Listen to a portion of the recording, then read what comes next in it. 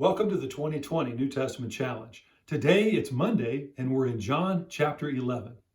Throughout the Gospel of John, John lists miracles so that you and I would believe. Each one is here for a reason. The first miracle, turning water into wine, signified that lack is never a problem for Jesus. He can take nothing and turn it into something. The second is distance. That's never a problem for Jesus. There was a boy that was sick a day's journey away, and all Jesus had to do was speak the word because distance is never a problem for him. The third is the fact that time is never a problem. There was a man that had been an invalid for 38 years, but in an instant he was healed because Jesus spoke the word. The fourth miracle is that of size. The size of our problem is never a problem for Jesus. He fed 5,000 men, not counting women and children, with a small lunch. And then the unheard of is never a problem for Jesus. Even though we've never even considered it, conceived the idea, God can do the miraculous. And he healed a man who was born blind.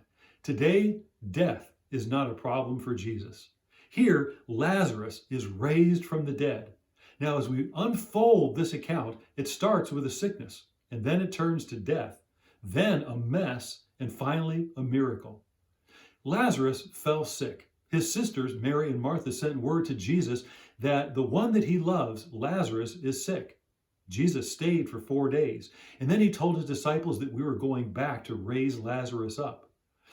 Thomas, he was very concerned, as will all the disciples were, because the last time they were there, they tried to stone Jesus. And so what did Thomas say? Let's just go back and die with him. There was no hope there in their mind at all. But Jesus had something miraculous in mind. When he got there, when he got to Mary and Martha's home, the word got to them that Jesus was waiting for them outside. Now, both Mary and Martha, when they came out and spoke to Jesus, they said virtually the exact same thing. Jesus, if you would have been here, my brother would not have died. I'm sure that as they said that, there was anger in their voice, there was frustration, disappointment. In fact, the first time, Mary stayed in the house. She didn't even want to go and talk to Jesus. So Martha came and said, if you would have been here, my brother would not have died. Then, when Mary did come, he said, where have you laid him? They showed him where Lazarus was. And then Jesus said something that no one expected. He said, roll away the stone.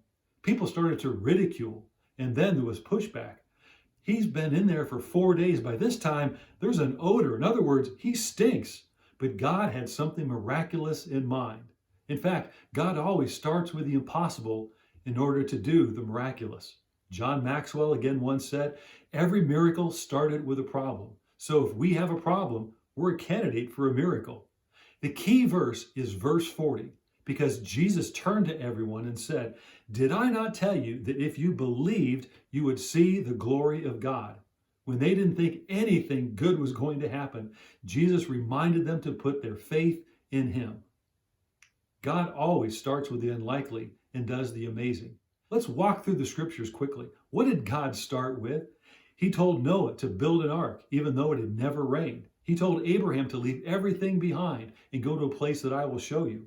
He told Abraham to believe that he was going to have a son in his old age. He told Moses to stretch out your hand with your staff and the waters would part. He told Joshua to march around the city 7 times. He told Gideon to reduce the size of his army. He told David to call out a giant. He told the widow of Zarephath to feed the prophet before she fed her family their last meal. He told Nahum to go dip in the Jordan River 7 times to get healed of leprosy. He told Peter to step out of the boat, to put his net on the other side, and he told Mary to remove the stone. Sometimes God asks us to do things that just don't make sense, but God does the miraculous. If God can create anything out of nothing and do the miraculous, he can work in our situation to do the miraculous as well. In other words, he can heal a marriage. He can call a wayward son or daughter back to himself. He can heal and set people free that are held in bondage. He can fix any situation, no matter how long it's been going on, or he can see us through because God is never going to give up on us. All the miracles that are listed point to the fact that God can do anything. Nothing is too hard for God. And what does he want us to do? To simply believe, and we will see the glory of God. Thank you for joining the 2020 New Testament Challenge.